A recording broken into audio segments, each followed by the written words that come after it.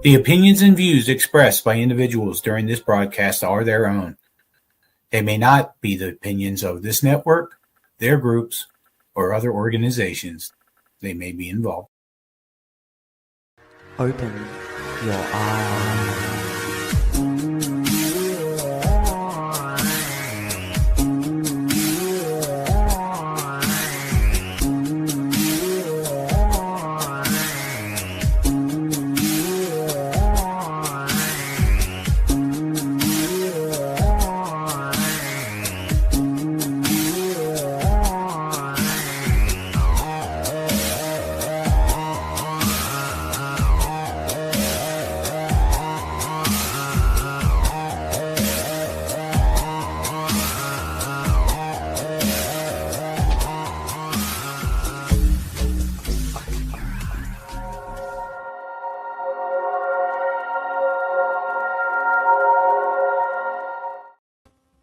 Good evening, everyone, and welcome to Open Your Eye here on the NOK Network. We are two patients flying through the realm of psychedelic medicine with me, Kim Cooper, my awesome joint host, Tarra Simpson. How's it going, Tarra? It's going. It's that crazy time of year again, where I haven't stopped for days. But it's going. It's going well. Yeah. It is crunch time. It is busy time. May is upon us. It's spring has sprung everywhere. No matter where you are, there might be some patches of snow still around in certain areas, but spring is definitely sprung. No matter where you're at this point. Absolutely. It was chilly here today and yesterday, but we did get a nice day on the weekend and a fairly decent couple days. So, I mean, it's not beautiful spring weather yet, but it's definitely spring. And I have green grass and no snow, so I'm not complaining.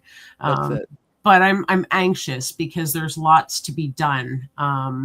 As you know, between gardening season and race season, which is coming up. I mean, our first race is May 2-4 weekend. So we're gone to the track. So that's, leading up to that, there's like so much to do. This coming week is going to be like, I'm going to be pulling my hair out because we leave Thursday to go to the track. Yeah. I know. At some point, I still want to get up and see my grandbaby before I go away to the track for the weekend. Busy. Yes.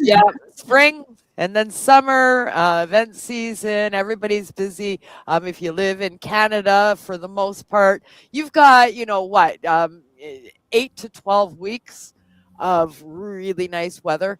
Yeah. People don't want to be inside. No. So, it's a good time to take a break. So we do follow similar protocols to what you see with mainstream network media, and we do break for summer. So just an announcement for our listeners and our viewership out there. This is our second last show of the season this year, season 5. And we have one more that we're coming back for in 2 more weeks. The final show of the year is going to take place in 2 weeks' time. And then Tarra and I will be off for a much deserved holiday, and we'll be returning, I think, at the end of September, if I'm not mistaken. But I will post exact dates prior to the final show. Perfect. Yeah, it gets crazy busy because, I mean, I do a lot of events and there's race season, garden season, now grandbaby season as well. And then you do all the network stuff and you've got your own stuff going on up there and the 710 Stoner Games Cup and Stoner Games event. So it's going to be, like it goes by in such a short amount of time. Yeah. It does. It really does go by fast. It's an exciting time to be alive in the world of natural therapy.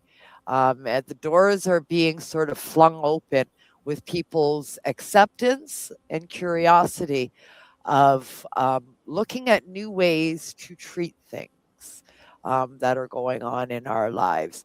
While simultaneously we have, the sort of powers that be and the caretakers of us all, i.e., the government, saying, "Oh well, we want to start restricting natural therapy, because so many people are gravitating towards it." We're seeing a pushback from the Mhm. hierarchy at the same time. So a lot of people are starting to go back underground, and a little bit more quiet again because they don't want to be outed and stuff, which is why I was very excited to stumble across tonight's guest on Yes. social media. Yeah, absolutely thrilled that we're getting an opportunity to bring her on the show and let everyone know what she's up to. So if you can join me in welcoming Chelsea Dawn, owner of Get Lit Plant Medicine. Hi. Hi, everybody. Hi, welcome, Chelsea. Thank you so much for joining us. I was so excited when I stumbled across you and what you're doing and your profile, and I started looking into what you got going on. I thought, oh, this is a new face, and I love that. I think that is especially cool in this space to see so many new people coming in and being open about what they're doing in this space. And I was very excited to see what you've got going on. So before we dive into what attracted to me for you in the present day, let our viewers get to know you a little bit better as well as me, because I've done my research a little bit, but I'm sure there's lots that I don't know. So let's find out, who is Chelsea Dawn, and how did you wind up in this crazy world of psychedelic medicine? Yeah, so going back in time a little bit, I used psychedelics recreationally in my youth. Growing up in the southern interior of BC, cannabis and mushrooms they were considered soft, right? So experimentally growing up, I had some familiarity with that. But then, in my 20s, I wanted to get a career and kind of leave that life behind. And so I became a psychiatric nurse. I worked in that field for 10 years. I worked a lot with youth and addictions. I worked with people that were fairly high risk, people living on the street and stuff like that. And so I was really interested in sort of what was causing people to choose to use substances to this point and to wind up in these sort of really difficult life circumstances as a result. And so I guess psychedelic therapy sort of started to float sort of across at that time. This would have been in like the 2010s ish time, but it was still pre-legalization. So as a nurse, even though I might have thought that some of these substances might be really helpful for people, I wasn't able to really recommend them as part of a care plan for anybody. Even when I saw people maybe using substances that were a lot more harmful for them, I used to say with frustration, like, I know what I'm doing to deal with my stress outside of work, right? But I can't talk about that with my clientele. Right. It's frustrating at that time, just feeling like there wasn't quite enough research at that time to really back up having like an informed opinion. Yeah. And so interestingly for me, I actually left my practice. I had cancer in 2017 and I used cannabis quite a bit. It was actually really interesting. The doctors and nurses at the cancer care clinic in Kelowna actually recommended it. They said it's probably going to be more helpful for nausea and a lot of the symptoms that you're having. And I can't say enough about having access to, at that time, it was through the medical marijuana program. But then there was also dispensaries in the Okanagan where I was as well. So there was fairly decent access to medical grade product. And there was a decent amount of information at the time. I felt like access was pretty good while I was going through my cancer care. And then I had a car accident. In BC too. In BC. All right, we should expand on that a little bit. Yeah. You are in BC, so I mean, Yeah. let's see, that was the hub. Yeah. We had a conversation last night on another show that we do here on the network that I host, and it's called Peace News and Views, and it's patients everywhere advocating cannabis evolution, and it's basically similar to this format, but we focus on the cannabis aspects of natural therapy. And we were having this conversation about BC, and of course Ted Smith in Victoria, who operates the oldest cannabis consumption lounge in Canada. It opened up in the 90s, in the late 90s. So I mean, it's BC has had opportunity with cannabis as a medicine at the forefront here in Canada, which started in the 80s for AIDS, with Yeah. AIDS patients, and then expanded into, well, cancer as well, right? By the 2010s.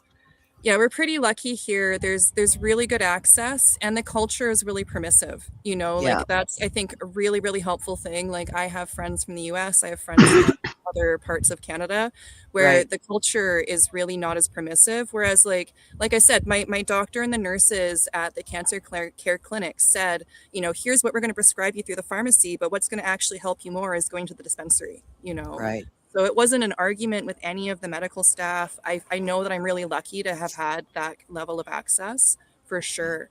Yeah. And then actually I had a car accident right after I had cancer, and I had a brain injury from that car accident, plus some really severe physical injuries. And again, cannabis was really huge for me in my recovery because I didn't want to use opiates. I have a bad reaction to them, and I wanted to have more of like a natural alternative. And cannabis, again, just like really fit all of the profiles that I was having sort of from that scenario too. You're just checking all the boxes. Yeah. So, as a nurse, like to look at, okay, what are my options, and to understand the side effects, and to understand the pharmacokinetics, how these medicines are working, I have to say, like, this was sort of the safest choice. And so like, I went from being maybe before having my medical stuff a little bit skeptical, like, oh, they're saying it's this miracle plant, I just smoke it when I want to get high, right? But then as a medical patient and seeing what my options were, I was so grateful, and I continue to be really grateful for that access. But yeah, it was returning to work as a nurse where it got kind of complex because of my brain injury, and wanting to use more natural therapies and stuff like that. And it just, yeah, it got to the point where I wasn't able to work as a nurse anymore. The high stress levels of working in a mental health, position, and just going through my own health stuff, I had to take a huge step back. And so it was sort of in that step back where I, was really mourning the loss of my career. I really enjoyed the job that I had. People don't get that, right? You can more using those words with the word career. People are like, what? Yeah, because I mean that is, when it is a career, not just a job, when it's a career, that is such a huge chunk of your life. I mean, let's face it, we spend more time at work than we spend with our spouses. Mm-hmm.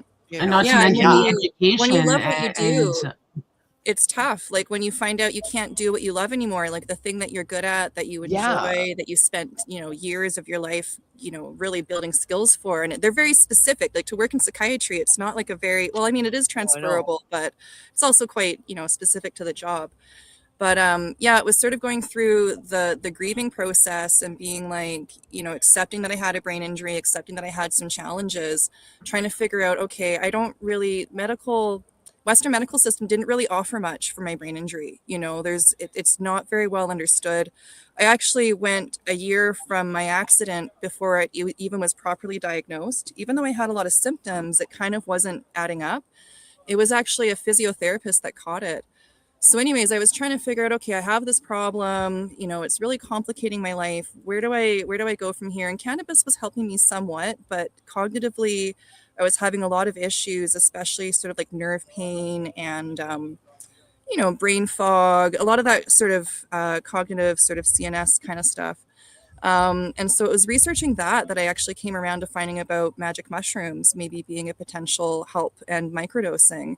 And again, I was able to use that nursing lens and dive into the research and read a lot of the background on it. And it made a lot of sense to me, sort of how this was going to work in my brain, how it could be supportive. And so I dove right in, and I have to say it changed my life so much in such a positive way.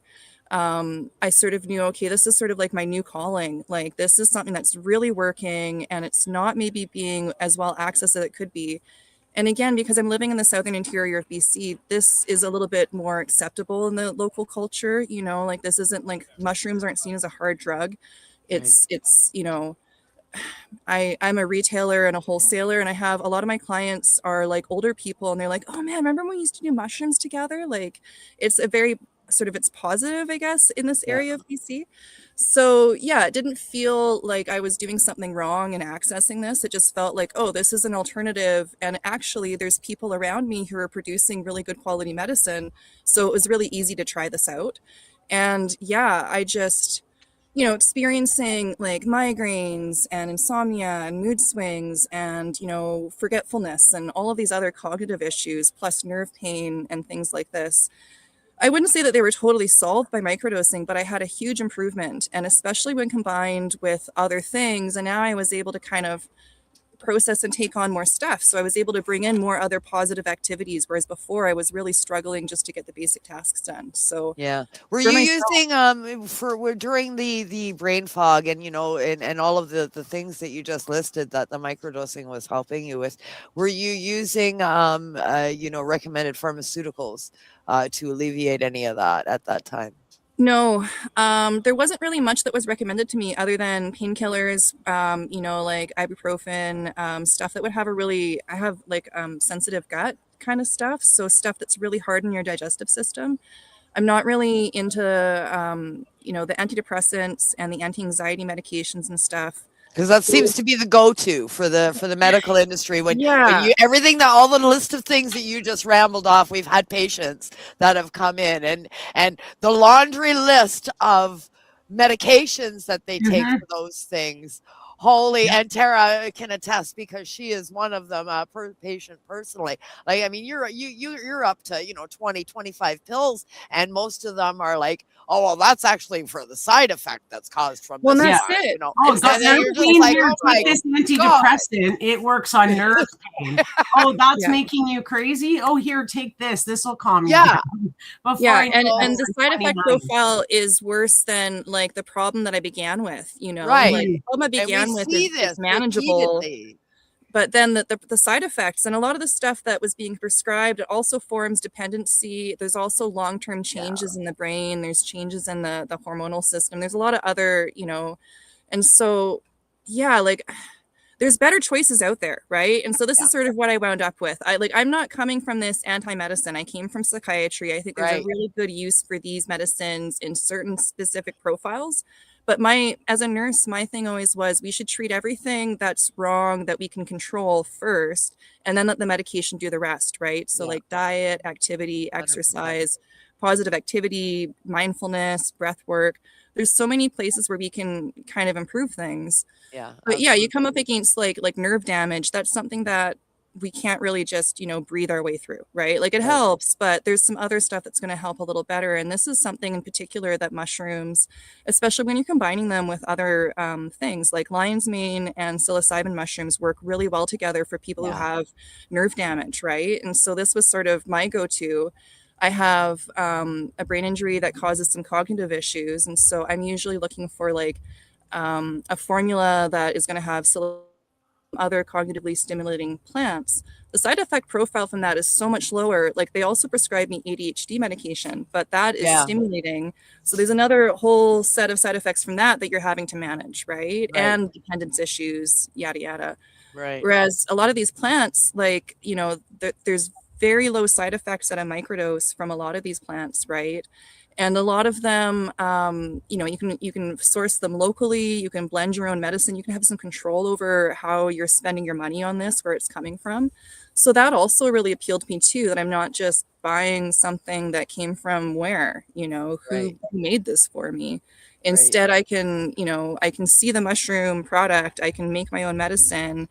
And now I have something that I feel really good about. I know that it's organic. I know that I sourced it from the freshest places. I took really good care of it, right? So that's where I kind of led to, because even buying stuff at the health food store, it might have been on the shelf for a while. That's when people were like, oh, I tried lion's mane, but it didn't work for me. Well, maybe it was ground up and it oxidized before you even got to consume it. So for myself, I think a big part of it was it felt very like taking back some control in my life by now. Okay, I'm using these things, they're working. Now I want to start sourcing and making them for myself and making them for other people. And that's sort of where I started going, I guess, public was I felt so inspired by what I was doing. And then the region that I live in is very open to small businesses. There's a real sort of like farmers market kind of culture here. It's in the Yeah. Slocan Valley in the West Kootenays. The economy is pretty depressed, but everybody out here is a side hustle, right? And so we're Right. all Yeah. out there Yeah. I know a lot of people from that region, right? Yeah. We actually have a couple of joint hosts that are one is currently in BC and one is from BC and is a transplant to Ontario as well. But yeah, I mean the BC's got the hustle. There's absolutely no question of that. And the further out into the exterior that you get, it seems the more the hustle is prevalent in the smaller sectors, in the smaller cities and regions, Kootenays especially, for sure. You know, you touched on something there that I just want to go back and open up a little bit more. The stuff in the health food stores. It used to be, there was a time, you know, if it was in the health food store, you knew that, you know, it was supposed to be in the health food store because it was probably going to be healthy for you. That's no longer the case. You know, and that's sad. You know, I put that on the retailers. You know, the proprietors of these health food stores are no longer doing their due diligence, I think. And it's more about the retail end is they're just another shop now.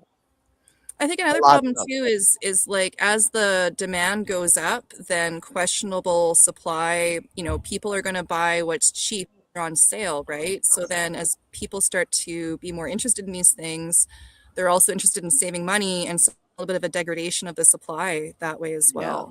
Yeah. So don't stock the shit. Yeah. You know. And then you won't run into the problems, right? I mean, we've seen this in dispensary models pre-legalization, and again, being in BC, dispensary models largely came from BC and the grassroots industry. They spread nationwide, and we had them all over in Ontario. Ontario at one time had more illegal or storefront dispensaries than we had Tim Hortons prior to legalization. So, and I mean, this is storefronts with signage and everything else. You know, so I mean, we know from those days, your reputation on what you're going to sell and whether or not people are going to come there largely depended on what you had in stock. And if you're going to stock the shit growers with the shit product, people aren't going to shop there. And then consumers from these areas, we know your grower or know your source. And I think that we need to expand that into natural therapy as a whole with a lot of these shops. Go back to that model with grassroots. And that's pretty much, you know, if we want to fast forward to what I'm doing now, that's kind of how I've been successful over the last few years. Right. You know? I went from this position of like, where do I find the best medicine? Feeling like, okay, I can access some really great raw ingredients where I'm living, but the final product, I don't want to order it off some weird website, you know? Right. And so then the logical thing was, okay, I'm going to make my own. And then as I'm making my own, I'm at the farmer's market. I'm like, well, you know, I'm going to try selling it at the farmer's market. And it was a little dicey at first because I'm selling like psilocybin mushroom tinctures and products and stuff, right? But I tried to kind of blend in and be a bit under the radar. But then as people got to know me and heard my story and knew that my background was also in nursing and that, you know, I'm also making this for myself. And so I'm trying it out on myself first. I'm not selling anything that I haven't, you know, tested, and I'm saying this works. And if it's not going to work, you can come back and find me and I'll give you your money back. Right. And that I think really meant something to people out here. You know, like you can go online and buy lots of stuff, but to have somebody say, you know, like, I'm going to listen to your story. I'm going to make a recommendation based on what you're telling me your symptoms are. And I'm going to stand behind that recommendation. If you want to call me and have a conversation with me about that, and we'll get into it a little bit more. I think having integrity in this industry is really important. There's not regulation right now. And so like, I think when I'm asked about how do consumers protect themselves, I'm like, really ask questions from people. There's probably somebody in your community who's doing this work already, and you can find them. They're probably out there. Herbalists are out there. There's lots of medicine makers, and there's various titles, right? But there's people in almost every town who are taking on this role. Go talk to that person, right? Don't go buy it on Amazon. That's all. Yeah. Please don't buy it on Amazon. Please don't buy it on Amazon. Right? So many people buy it on Amazon. No, don't. Yeah. And you're absolutely right, Chelsea. I mean, there are people in every community, whether they call themselves a herbalist or a med maker or a grassroots shaman. We've heard various terms that are out there. People are doing stuff because people are done with the cycle that we've been living in. Yeah, people have woken up, right? They're starting to realize that, these big pharma meds aren't solving their problems. If anything, they're creating more problems. And they want real solutions. They don't want to be stuck in this merry-go-round of take this in the morning, take this an hour later, right? And they're not getting any better. They might be maintaining at best, but they're not getting any better, and they want quality of life. So when they wake up to that fact, and then they start going down that rabbit hole, like I did with cannabis and then mushrooms, and here we are today, pharma free, and utilizing plant therapy, right? And diet and exercise and mindfulness. Those are all things that I do every day to keep myself in check, right? That's huge. And I too run a small business, and integrity is key. People want to know what they're getting. They want to know they can trust the product they're getting, and that you stand behind your product. Proper dosing, proper labeling, integrity of the ingredients, I think education is really, really important right now, because accessibility, we're in a weird place where things aren't really being regulated. We have a lot of freedom of access, but discernment of what we're getting and what we're using it for, I have mixed feelings about some of the shops that are out there selling psychedelics, right? I think some are doing a really good job with education, and I think some are just, here you go, right? Here, try this. I usually ask people, even, I sell, mushroom capsules and chocolate bars and stuff openly, and I do it around my community, and I've been doing it for a few years, and I haven't had a problem. But I also ask people before they do it, like, what's your experience? Is this your first time? What are you using it for? What are you looking to gain from this experience, right? And I'll also caution people, if you have a family history of psychosis, that's probably not the thing you want to experiment with right now. Trying to recommend people to do their research before they dive right in, rather than just making it about I'm trying to make some money. This is more, I'm really trying to provide. There should be somebody who's knowledgeable about this stuff to somebody who's curious about using it, right? This is, I think, a necessary service in our community. It's about harm reduction. It's about access. It's about education. It's about promoting the plants themselves, Well, there are dealers and there are healers. Yeah. And to be honest, I mean, you're going to get more of that from us grassroots folks than you're going to get even going into a licensed cannabis dispensary. They don't even give any advice. So that's kind of scary too, because some consumers aren't maybe edible people, and then they go eating a whole pack of gummies from the dispensary, and the dispensary people aren't telling them, hey, start don't do that, because they're not allowed to talk about it. They're not allowed to. It's a regulated industry. So thank God for grassroots, because we at least can educate, and we're not going to lose our licenses, right? Never got one. Yeah. And on that note, I think it's about that time. I want to find out about Chelsea's products and everything that she's got going on. But first, it's medication time. That's right, folks. It's time to pay some bills. So stay tuned for a word from some of our amazing sponsors, and then we'll return with our guest, Chelsea Dawn. Absolutely. We'll be back in 4 minutes and 20 seconds. Don't go nowhere. Stay right there.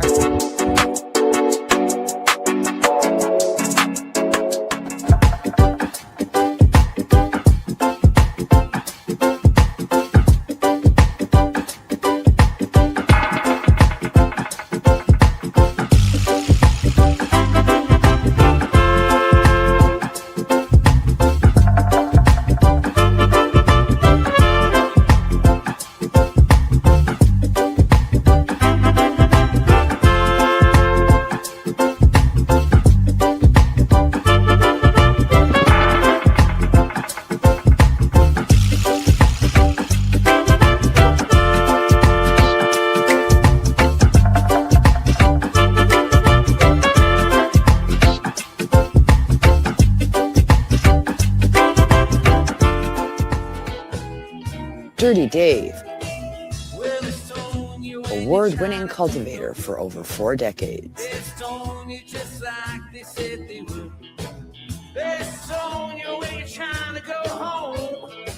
Dirty Dave, prized genetics fueled by advanced nutrients, original OG organics.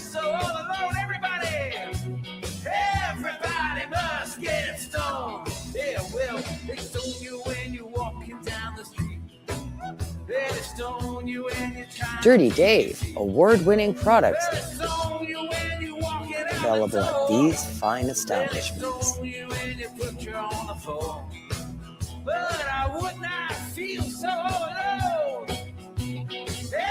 Ask your shop to carry Dirty Dave. Contact us at dirtiesdoggies@gmail.com.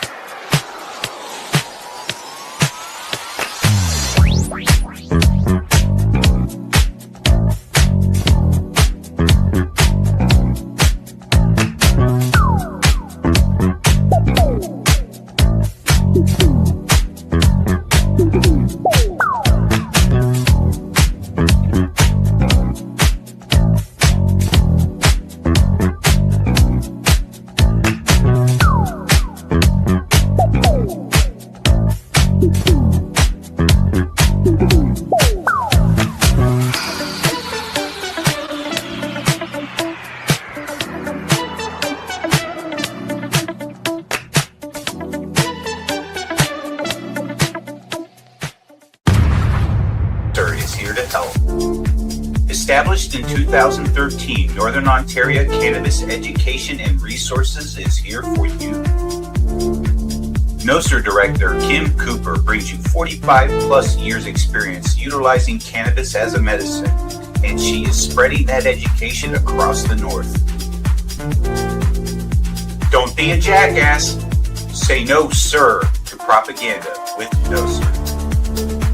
Find them at www.nocer.ca. Hey, hi, my name is John Mark, aka Sublimator Warrior, and I would like to welcome you to Smoke Signal in Tyendinaga. One dab make your whole dome drip sweat. One dab make the homies all dip set. One dab, only really need one dab. One dab. Smoke Signal is a medical dispensary where you can get all your products and needs. Vaping a whole bunch. Might just start laying off the blunts. God. Ooey, ooey, gooey, that's a sticky dab. Sticky dab. Might just have to put this one on Instagram. Go and hold it in, feel it in your ribs. So come and check us out in Tyendinaga. 55 Highway 49 in Tyendinaga. It's on the res, and we're open from 10 a.m. to 8 p.m. 7 days a week. Hey, dudes and dudettes. Enjoy the show, man. And we're back from our medication session live here on Open Your Eye on NOK Network. Wrong show, Tarra, almost. Almost. I caught myself. It's hard when you do 3 shows. Keep them all straight.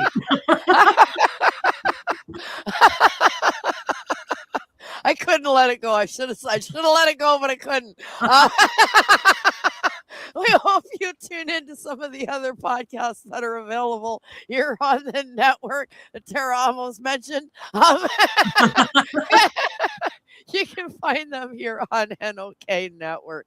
And shout out to our sponsors. Check out their social media sites and their pages, their websites. If you're shopping, drop into one of their shops, make a purchase, and show them some love. It's almost the end of the season, Tarra. It is. It is. And I've got so much going on. I know. The squirrels are rampant today. Squirrel. Oh, that was awesome. I should have let it go, but I just couldn't. Yeah. I almost said psychedelic reporters. I know. Man, I heard night, just that wrong show. Wrong show. Oops. Anyway, let's get back at it with tonight's guest. What do you think? I think that's a great idea. So let's welcome her back, Miss Chelsea Dawn. Excellent. Welcome back, Chelsea. Welcome back. Our blooper reel is getting very long this year.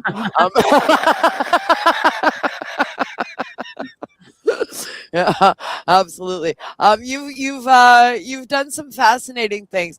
I'd be remiss if I didn't mention a couple things. The everything happens for a reason, and I live by that.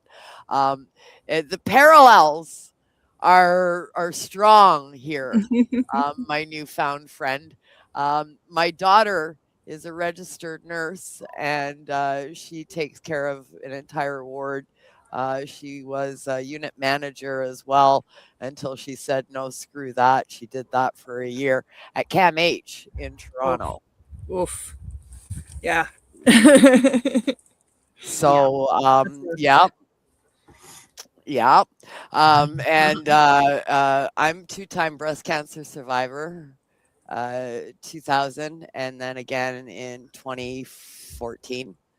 And I was in an automobile accident where I broke my back. Oh, wow. And did the whole opiate train for a number of years. So parallels are strong, my friend. Mm-hmm. Yeah.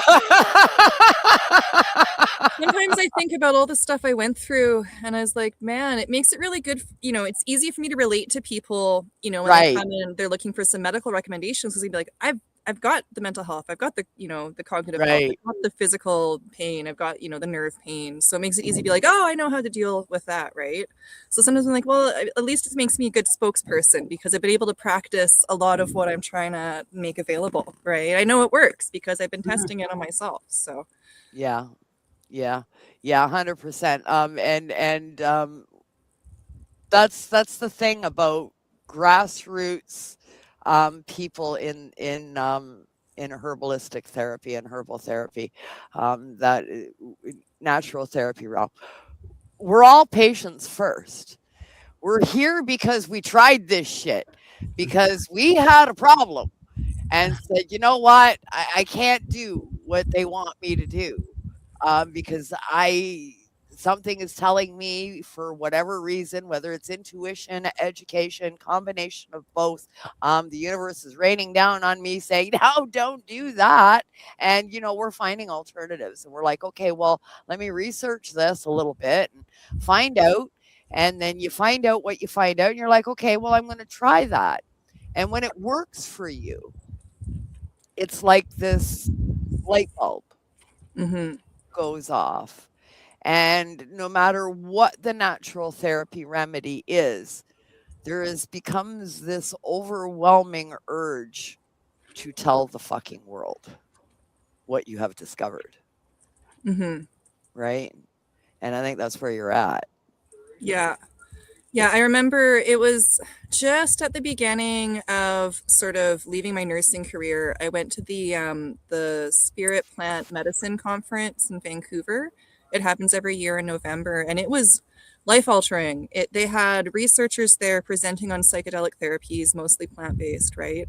Yeah. And in the room, there's researchers and doctors seated next to like hippies and, you know, kind of dreadlocked, scruffy looking people, and they're all nodding in unison at the information. I just thought, this is so neat, like such a diverse crowd of people, and we're all here because we're so interested in what these plants have to offer. Right. And, you know, there'd be times where people were talking, you could have dropped a pin, you know, people were just so engaged with the material. And that was really inspiring to me for a long time. And I really, you know, I felt like I'm living in this region, like where I live in the Kootenays, I'm close to Nelson, BC. And this is sort of like an underground hotspot for psychedelic therapies. There's a lot of ceremonial circles. People are working with all kinds of medicine, like iboga. Oh man, what's the Amazon one again? I always forget. Ayahuasca. Ayahuasca, right. Peyote ceremonies. Yeah, mushroom ceremonies. Like there's lots of stuff happening in this region, but it's all very kind of like there's this underground network that you kind of have to break into, right? And so for me, I really wanted to not only like bring some of these people together sort of for people to find out about them, but also for us to talk to each other, right? Because we're all working in this industry, but so often we're kind of really siloed in our area of work, and we're so busy, we're not really getting to do that kind of peer-to-peer sort of knowledge exchange. And in nursing, you know, that's something that I really valued. There's a lot of, you know, just camaraderie and learning that happens when you're sharing about what you're working on, right? And so I pulled together a few people out of my network and started to make some posts on social media about doing a psychedelic fair in Nelson. And some people came out, and it was really neat because for a number of these people, you know, I don't currently hold a practicing license, so I can be out here saying what I want to say. I don't have to be worried about somebody coming back to get mad at me, right? But for some of these people, they're professionals and they work as professionals, and they're offering this service on the side of that because they believe in what they're doing. So for them to come out and put a face out in the public was kind of scary, right? So it was really neat to kind of see a few people come forward and be like, okay, I'm a little unsure about how I want this to look like, but I feel like I'm being called to kind of come out and speak about this stuff.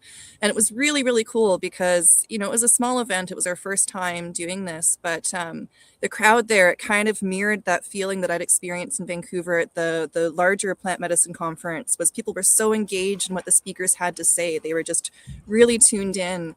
And then people came up afterwards and said, you know, I really appreciated hearing about this person and getting the chance to connect because, again, you know, we hear about people making these offerings out there, but it's not like, you know, other services where you can just go on Google and be like, who's offering, you know, a ceremonial mushroom therapy, right? Like you really have no comprehensive list anywhere. No.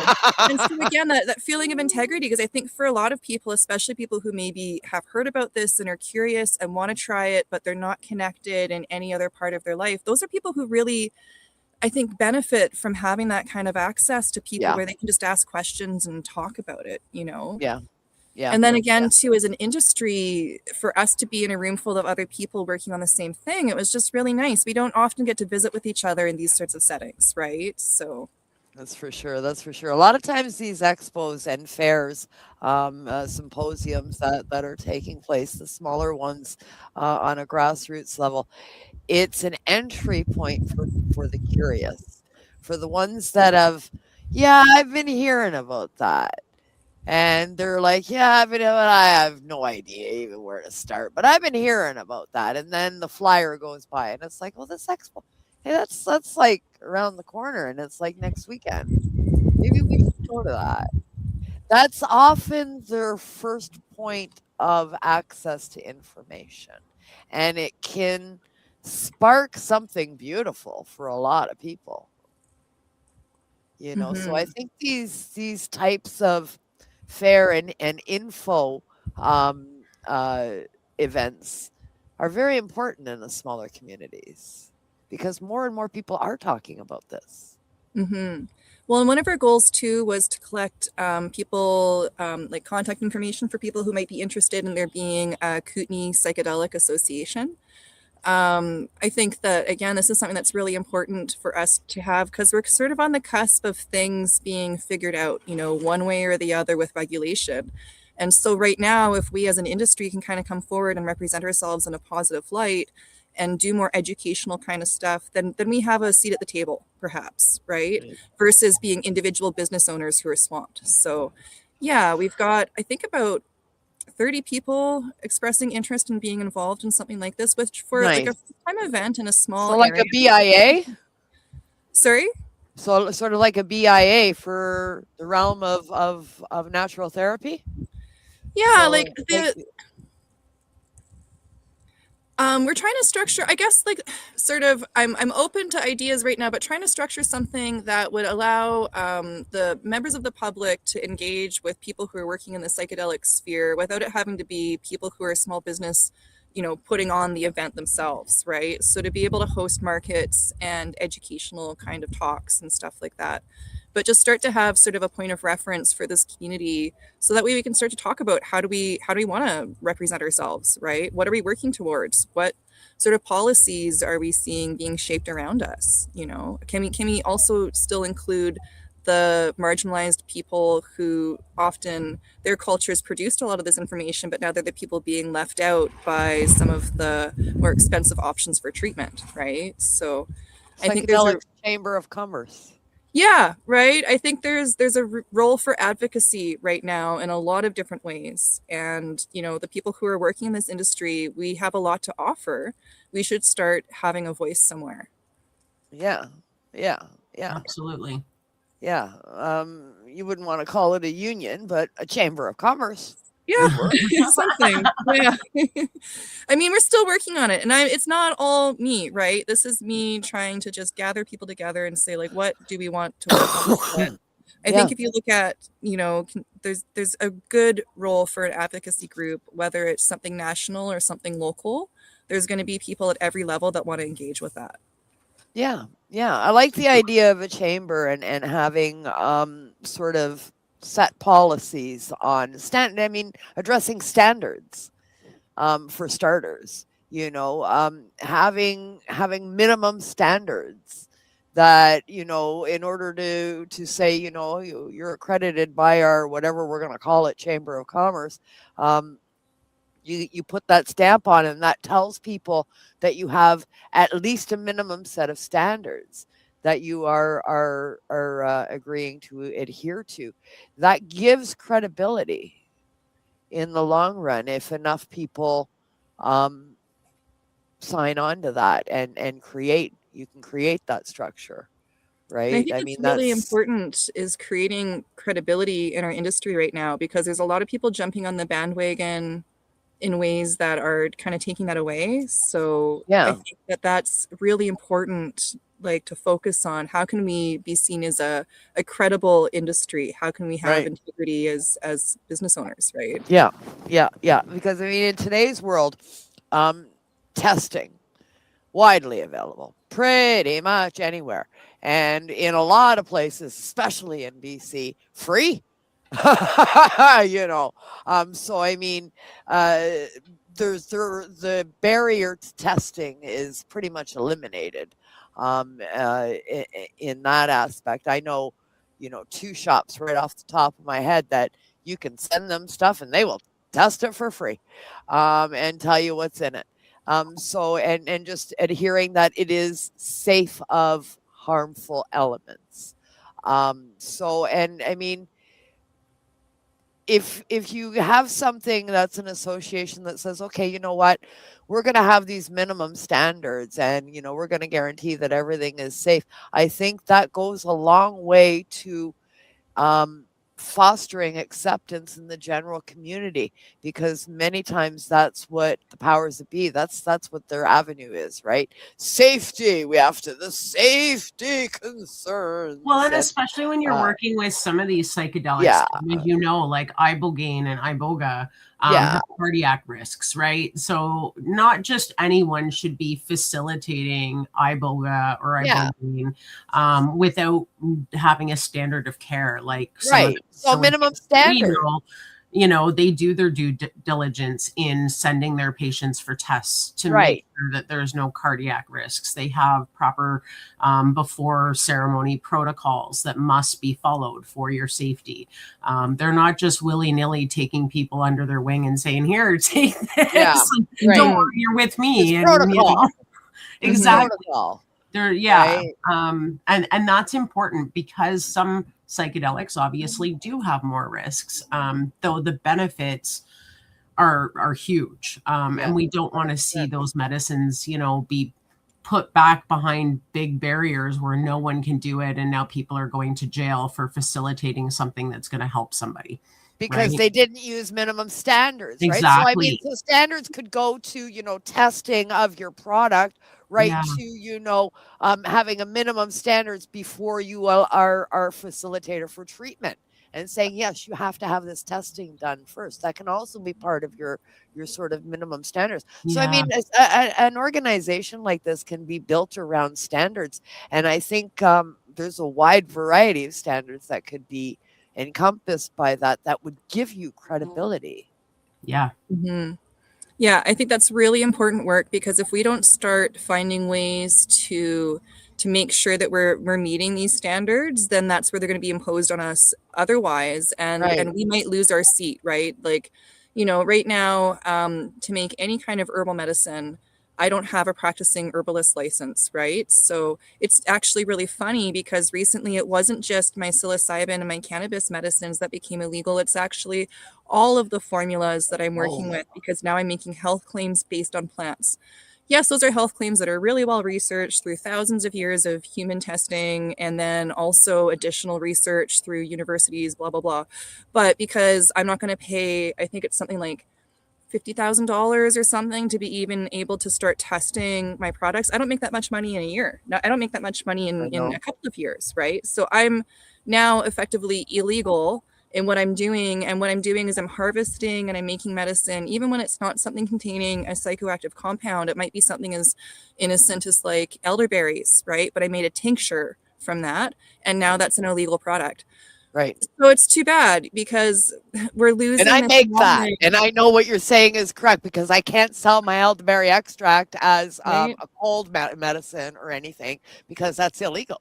Yeah, so it's really funny, because I make both, sort of like unpsychedelic medicine and psychedelic medicine. They're both effectively illegal, and it doesn't really matter to me anymore, because like this knowledge about how to make these medicines, we live in a place where we can get a lot of medicine from where we live. We don't have to import it from South America. We can sustainably harvest it here. And so it's just kind of funny to me, in this twist of fate, that now both of the plants that the stuff that I produce, it's all illegal. So I'm not going to stop doing it. They're going to have to come and take it away from me somehow. I'm moving over into teaching more, because I think it's really, really important that people have this information, that you don't have to go to the pharmacy. You don't have to spend a lot of money. There's a lot of really, really good things that you can make just from your own garden that are going to also have the benefit in the activity of doing it. That's also going to be really positive and healing, so. Yeah. Your pharmacy is out in your backyard. Go for a wood walk. Yeah, I mean, like, I'm not gonna, I had cancer, I had chemotherapy, that I chose to do. I was really grateful to have that choice, but then I also choose to use a lot of plant-based medicines before I'm going to escalate to going to the hospital. And I think it's nice to have both. Like, I don't see everybody's free to make their own choice. We shouldn't be discriminating against anybody's choice from either side. And I see that a lot as a natural therapy enthusiast, and a person that chooses that route.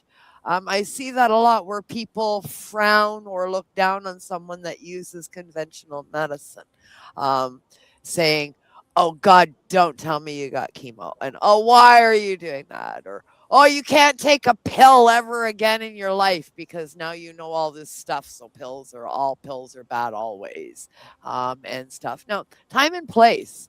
And freedom of choice. And I'm not anti-pharma. I'm anti-over prescribing, because there's far too much of that going on. I think there is a time and place for all of these medicines. That's why they were developed. It's because somebody fucking needed it. That's how it came to be, because somebody needed it. It's the over prescribing of it that gets carried away. And as far as anybody's choice for chemotherapy or any other course of action for cancer, you're not the one fighting it. So mind your business. Yeah. The same as I tell somebody that's anti-cannabis for somebody using their choice to use oil. Everybody is nobody can walk a mile in my shoes. And you choose what you think is right for you. And if you're any kind of human being that has any kind of respect for the individual going through the treatment, you support them in their choice as long as it is an informed decision. Yeah. Mm-hmm. That's the biggest thing, right? Is that informed decision. You know, these Is are all if your they- options. Yeah. And these are your possible outcomes with all options. And then, right, it ruffles my feathers when doctors don't, you know, they're like, well, yeah, chemo, radiation, that's it. They don't even want to talk about cannabis. They don't want to talk about That's not informed choice now. No, it is not. You've removed informed choice. Yeah, because the information's available to them and they're educated medical professionals. They should be researching this in their spare time. And Right. natural therapy proponents can and natural therapy proponents shouldn't automatically discount a conventional therapy treatment that you may not know enough about that's particular to that individual, you know. It's the same thing. We're seeing this sort of discrimination coming off of both sides, and I think the key is to make sure that the patient is informed, fully informed of everything on both sides, and then support their bloody decision. Yeah. Mm-hmm.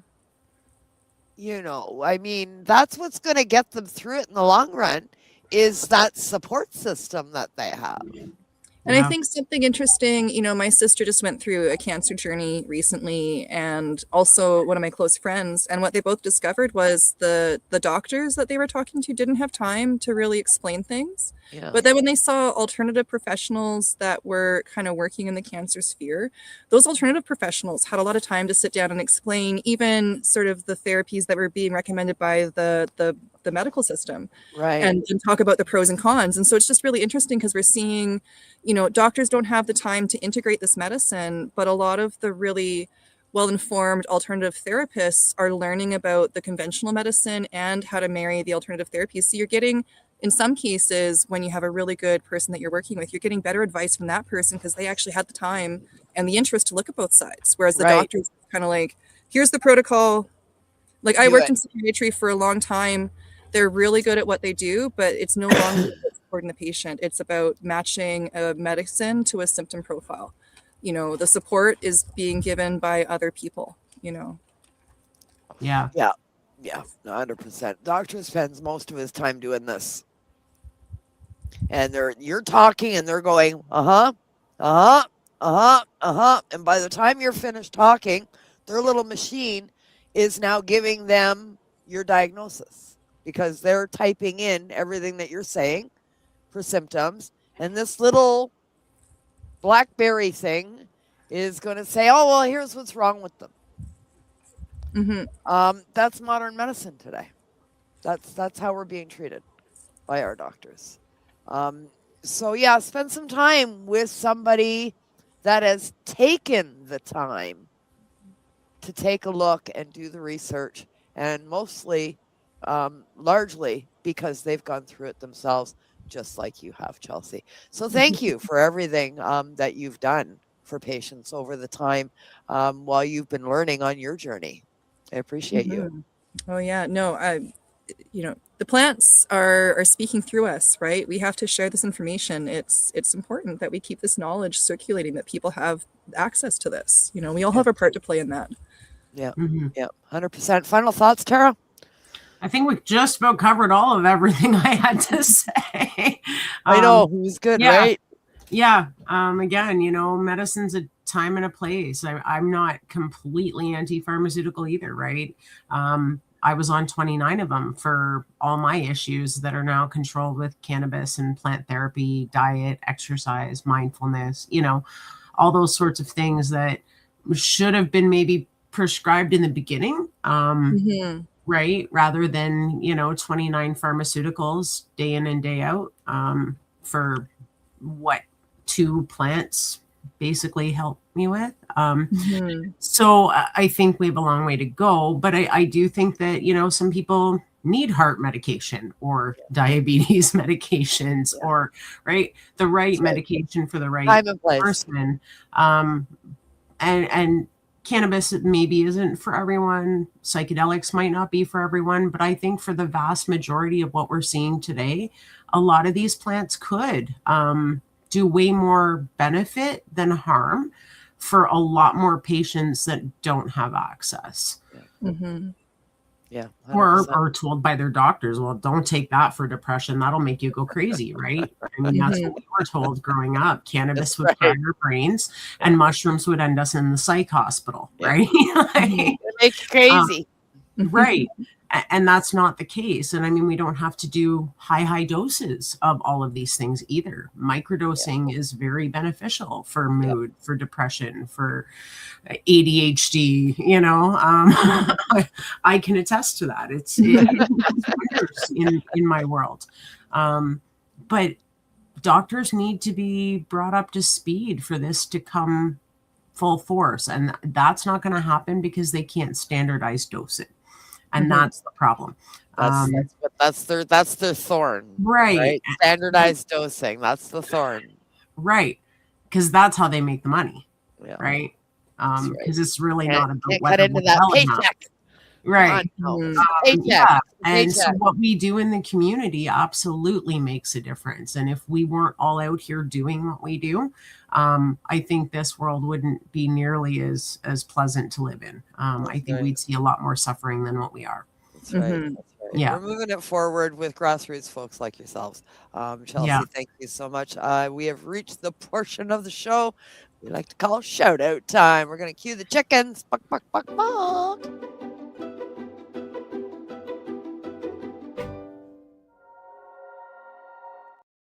On social media as Get Lit Winlaw on Instagram and Facebook. You can email me also at getlitwinlaw@gmail.com. And do I still have time? Yeah. Yeah.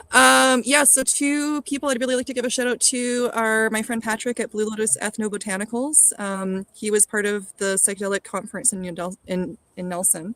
He's an amazing plant medicine enthusiast. He's I think he's a ethnobotanist, but anyways, really, really great medicine producer who taught me a lot of things.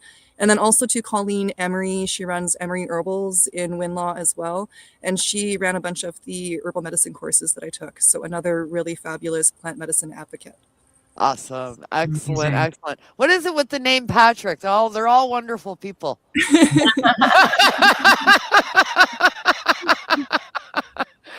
Every Patrick that we've had the pleasure of meeting in this space has been a wonderful individual. So yeah, there's that, right? Something about the name Patrick. In natural therapy. I actually have never met a bad Patrick. I'm just thinking, I'm like, you're right.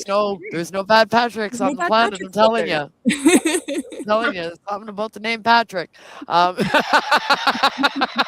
They're good folk. It's been a pleasure. Chelsea, thank you so much for joining us tonight. We enjoyed our conversation. We'll look forward if you would grace us with your presence again in the future when we come back for season 6. Yes, I would love that. Yeah, awesome. Thank you both. Awesome. Looking forward to it. Thank you so much to Chelsea Dawn, our guest for this evening, and my awesome joint host, Tarra Simpson, here on Open Your Eye, the psychedelic podcast where we take a look if psychedelic medicines, 2 patients flying through the realm of psychedelic medicine, find out if maybe psychedelics are right for you, where you too can open your eye. We'll be back again in 2 weeks' time with our final episode in season 5. Till then, have a great couple of weeks, everyone. Peace out. Open your eye.